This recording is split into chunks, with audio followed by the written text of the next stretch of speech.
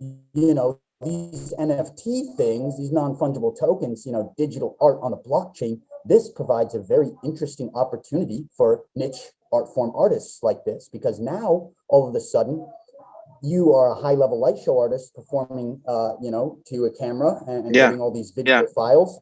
Sure. And now Sure. you can utilize your audience that you've built for yourself, and you can create a collector base of people that like you as an individual, they like your art, and they're willing to invest into you, into your idea of what your art is as it evolves. And this allows for the opportunity for artists to be able to get paid through their artistic passions, which is quite remarkable. And this is just forming now. The Move Entrepreneur Evolved Podcast. Get on it. All right, we're back with a new episode of the Moved Entrepreneur Evolved Podcast, and I'm with Jake Livengood with Throwlights. What's up, dude? How you doing, man? Doing great, man. How are you, Jason? Dude, I'm doing all right. I got thrown outside. This episode is going to be a lot of fun because the irony is that my internet is bad, so I had to find something outside in the yard. Then I had to look over, and you signed in, and then I was like, wait a minute, he's not inside, he's inside. So obviously that's the metaverse. So is my connection good? Are we all good here? We're good. I got you coming in loud and clear. All right, perfect. So dude, let's jump right into this, Jake. I want to know, you know, obviously this is Entrepreneur Evolve, the evolution. And I know that did you grow up in Arizona? Yes, sir. Grew up, born and raised in Arizona. Dude, and what was your thing before this? I think we had met and spent a couple hours together, but I know you'd done some e-commerce and things like that, but what was that first round of business that you decided to do? And I'm assuming it was in Arizona, right? Yes, sir. Yes, sir. Actually, so I was on a full ride honor scholarship in Arizona for business management. I dropped out because I was like, okay, I'd prefer to run a business. I quit all my jobs that were, you know, sustaining myself. I moved in with my parents into their basement as a 19-year-old college dropout. And I was like, Mom, Dad, I'm going to start doing Amazon FBA. I'm going to do e-commerce. I'm going to sell stuff on the internet. And they're like, you've lost it, man. You're crazy. And I was like, no, trust me. Trust me. It's awesome. And so I started doing e-commerce and I found some success with that alongside doing my artistic hobbies of flow arts. And, you know, the stars aligned and now we're here a couple years later. Dude, that's crazy. So I always talk with people, and it's like super important, I think. And I always talk with people with Moved and everything like that. It's like, it's so good to at least have some kind of hobby or something you do outside of work, because you never know, like you could end up making that your thing. And then, you know, your hobbies sometimes turn into your work. But at the end of the day, you can look back and go, I'm actually doing what I love, right? Yes, sir. I think it's remarkable to be able to combine your artistic passions with your business passions, because then you have a bigger why as to like what's driving you on a daily basis, your passion, really. What was it? So you're sitting there. This is a great story. So you're sitting there in the basement of your parents' house, and you're basically telling them that you're building to them, it was basically you're building a rocket ship. And they're like, oh, well, you know, that rocket ship will get done eventually. What was the thing in e-commerce that you spent time on that really you started to kind of identify, like, hey, here's a problem, I can serve value? What was the kind of products that you were selling? So I did a business model called online retail, where I actually used a transaction privilege tax license to get in with a wholesale merchant deal with Microsoft, Sony, Hasbro, Nintendo, and Mattel. So I was selling name brand big products such as Xboxes, PlayStations. I was primarily in the consumer electronics space just because at the time I enjoyed gaming. So it was sort of a little niche of mine that I figured, you know, if I can be interested in it, then there's other people that are interested in it. So I was selling name brand big box products, no marketing dollars on my own. I was selling things that already had a market and sales coming in. And so I just piggybacked off of bigger brands on Amazon's platform.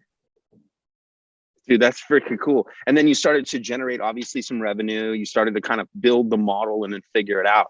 And during that whole time, you were doing the art of flow lights or throw lights. And what maybe you can explain to everybody what that is, because this obviously was what your hobby was. You learned some business, you played along with your hobby. So what was that hobby that you were doing?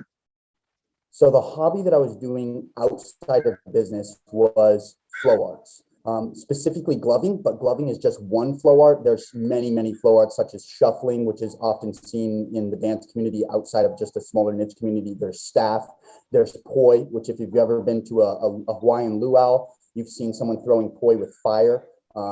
And so that one's a little bit bigger than gloving. Gloving's more of a niche one, but basically what flow arts is it's an artistic hobby. Specifically, gloving is where you put little microchip processors in your fingers. Yeah, I got mine that you gave me at the house. I tried them. I totally. Yeah. I watched you for that short period of time that I saw you do the presentation. But I came home and I was like to my girlfriend and like our friends and stuff. And I was like, oh, check this out. I could do this. And I started doing the lights and I was like, all right, that's about where I stopped. But I made sure I did it, dude. So you created this concept that you've been doing, but go ahead. That's cool. So flow arts is basically, specifically gloving is making fancy geometric patterns and shapes and like concepts with your hands in order to give like a visual experience to your viewer. It's often seen in the rave community, but as it's evolved over the last, decade and a half, it's sort of turned into something much more. It's a high level, intricate art form. There's artists that are putting hours and hours of dedication into creating and crafting new moves, new things that you can do with your hands. And it's sort of evolved to this point where now it's like, borderline a esport, and there's competitive brackets and like, there's people that are really taking this seriously, and we need a market leader to take it to scale so that it can be seen by the world and actually get the attention and respect that it deserves. And this is kind of, for people that are watching this, they might have done this at like EDM, or they might have done, something like this or seen something like this, right? I mean, this is an external art that's been around for a while. I think that people trying to twirl lights has been a pretty long time thing, right? With fire and things like that. Yes, sir. Yes, sir. That's cool. So from there, you then saw that there was an opportunity, I would have to say, with the metaverse. We can all see that you're in the metaverse right now.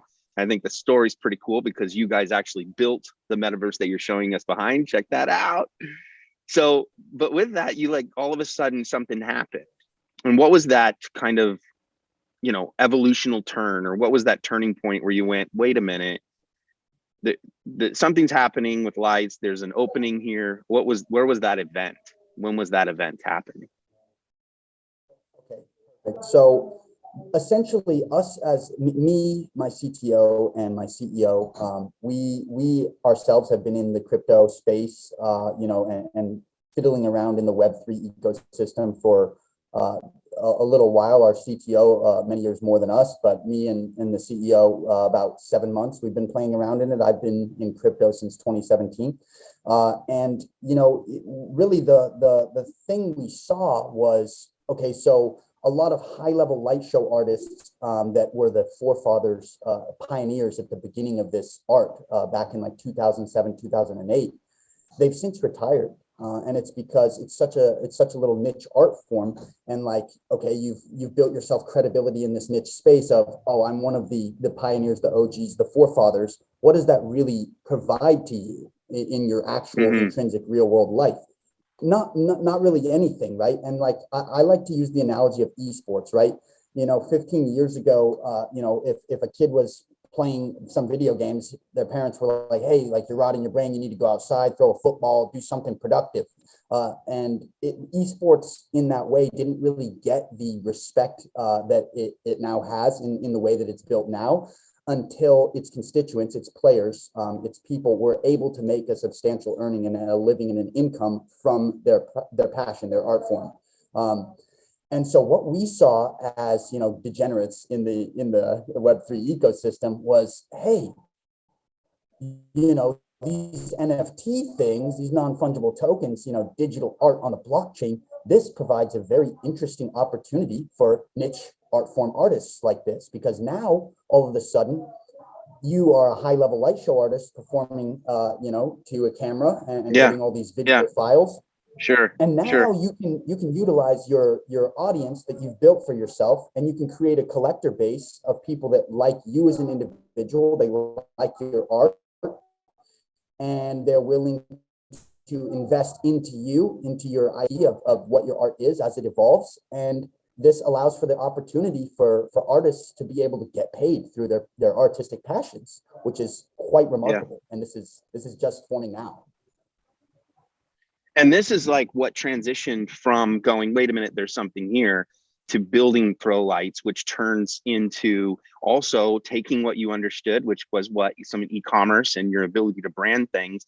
And then what you did, and I'm just following our conversation we had before, is you decided to connect those. Which of those pieces did you find were valuable in like your past experiences? Even though, and I think this is interesting to everybody listening to this, is that even though this is the forefront, right? There's certain things that you could still bring into a metaverse project, like you did branding and things like that. What are some of the products that you branded?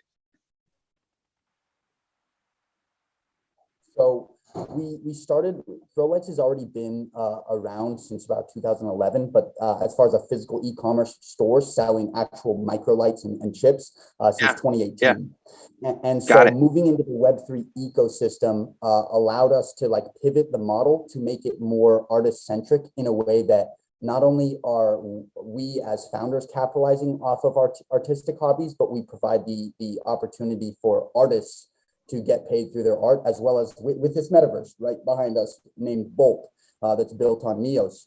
This allows for flow arts to be incorporated into the metaverse, as well as creating a interesting opportunity for flow artists, EDM influencers, and high-level DJs to all network and commingle with each other in a virtual space that allows for, you know, an intimate experience that has yet to be seen. And it puts, you know, flow arts in the forefront of, you know, the metaverse and EDM culture, whereas it otherwise has not been.